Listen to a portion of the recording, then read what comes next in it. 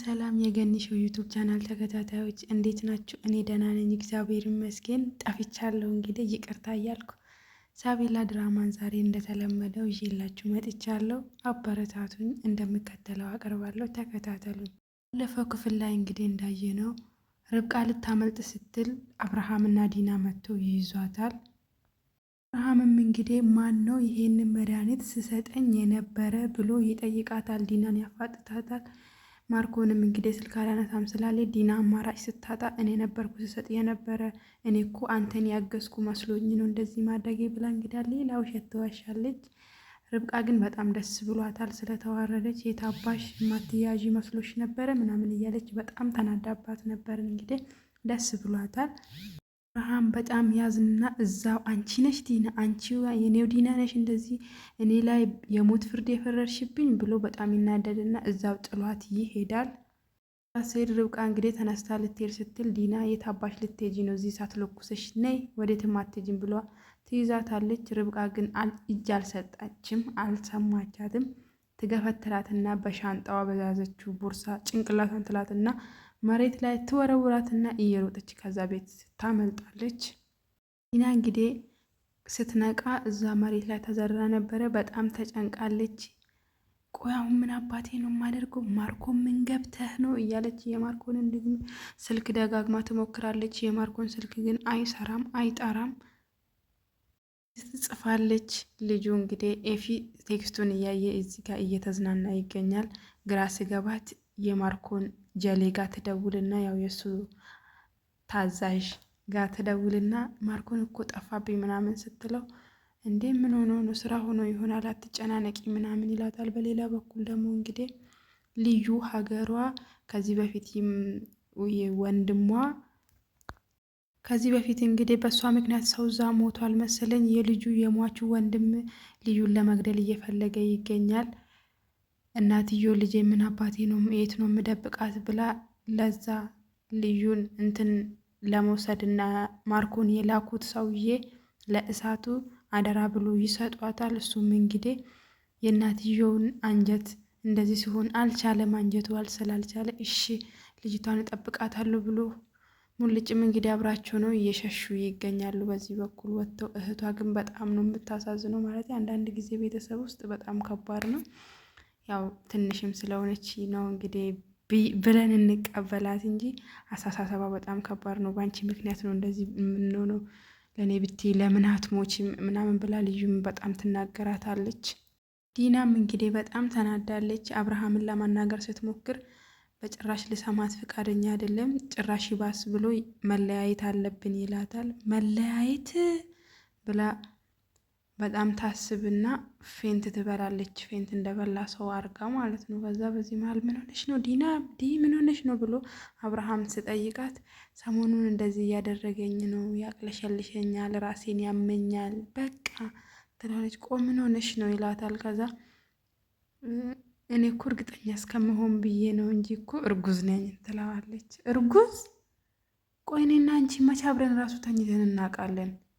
ይሄ ደግሞ ምን ማለት ነው ብላ ትጮሁበታለች። እንግዲህ አብርሃም በሀሳቡ አቅፏት የእውነት ዲኔ ከአንቺ ልጅ ሊወልድ ነው እያለ ምን አለ እንደዛ ባደርግ፣ ግን አሁን እንደዚህ አላደርግም ብሎ እዛው በተቀመጠችበት ጥሏት ይሄዳል። እሷን በጣም ትናደዳለች።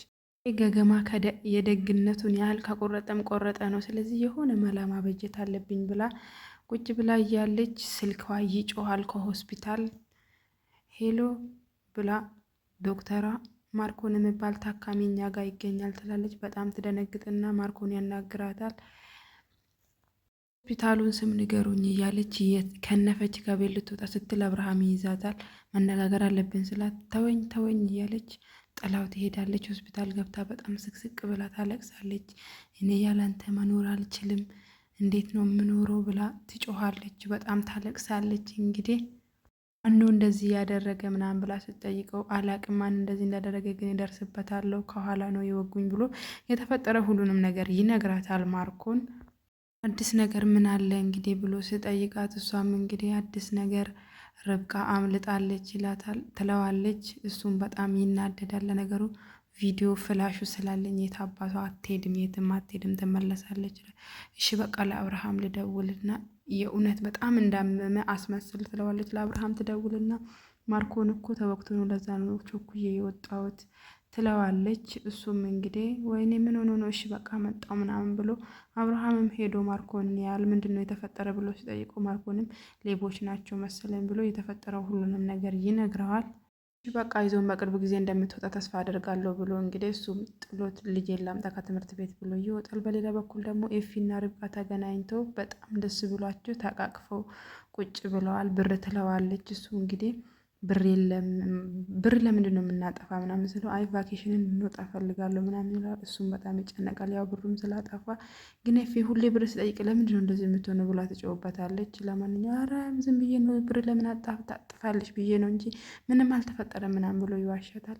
እሺ በቃ እኔ ገብቼ ማረፍ አለብኝ ብላ ትሄዳለች። በሌላ በኩል ደግሞ እህት በጣም ደጋግማ ትደውላለች። ኤፊ እሷን ለማግኘት ይሄዳል።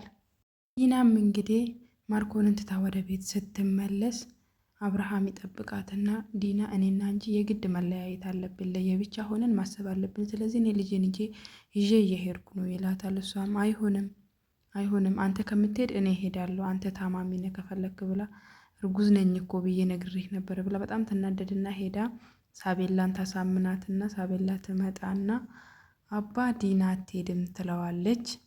አብርሃምም ይደነግጥና ምን ልጄ ይላታል። እሷም አዎ ዲና አትሄድም፣ እኔ ከሁለታችሁ ጋራ ነው መኖር የምፈልገው ትላታለች።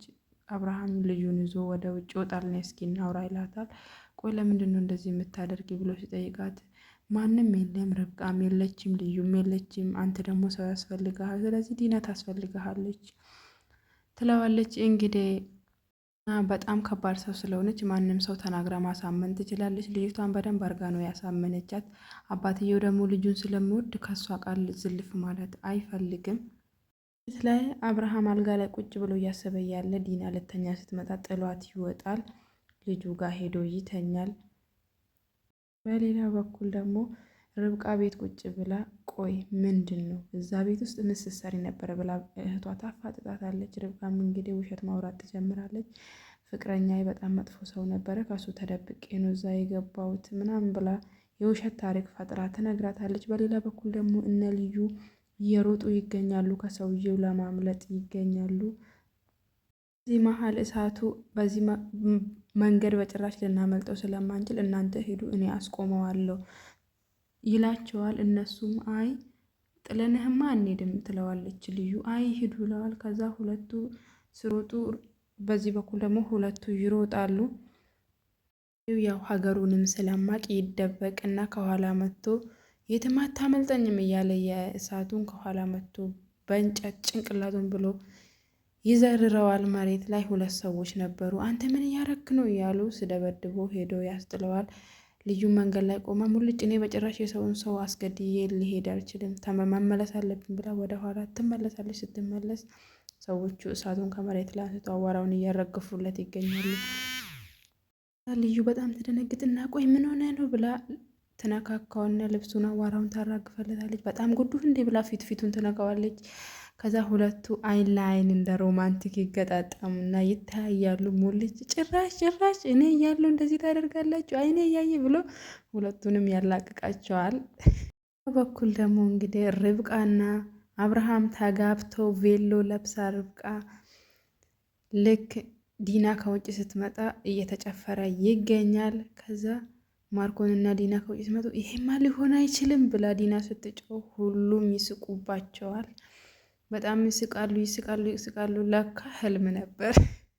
አይዟቸው፣ እኔም እንደዚህ ደንግጬ ነበር እንዳደነግጡ። እሺ ከእንቅልፏ ስትነቃ እያለመች ነበረ። ወደ ውጭ ወጣ። በጣም ትሮጥና ወይኔ ጉዴ ፈላ፣ ይሄማ እንደዚህ መሆን የለበትም ብላ በጣም ትናደድና እና ልጅን ሄዳ ስታያቸው የእውነትም ስለ ርብቃ እያወሩ ነበረ። አብርሃም በጣም ተመስጦ ርብቃ በጣም ልዩ ሴት ናት እያለ ይገኛል። ልጅቱም እና ለምን አታገባትም ትለዋለች። ዲና በጣም ትደነግጣለች። ህልሟና የልጅቷ ወሬ ስለተገጣጠመ በጣም ትናደድና ተመልሳ ትተኛለች። በሌላ በኩል ደግሞ ማርኮን ወደ ቤት ለማምጣት በጠዋት ተነስታ ሄዳለች ሆስፒታል። ማርኮንም መጣ። ከዛ ወደ ክፍሉ ስገባ ፍላሹ ጠፍቷል። ዛሬ ይዤላችሁ የመጣሁት ሳቤላ ድራማ ይህንን ይመስላል። ላይክ ሰብስክራይብ እያደረጋችሁ አበረታቱኝ። ቀጣይ እስከምንገናኝ ድረስ ቸር ቆዩልኝ። እሺ፣ እግዚአብሔር ሀገራችንን ሰላም ያርግልን፣ ኢትዮጵያን ይጠብቅልን፣ ዳሯን እሳት መሀሏን ገነት ያርግ።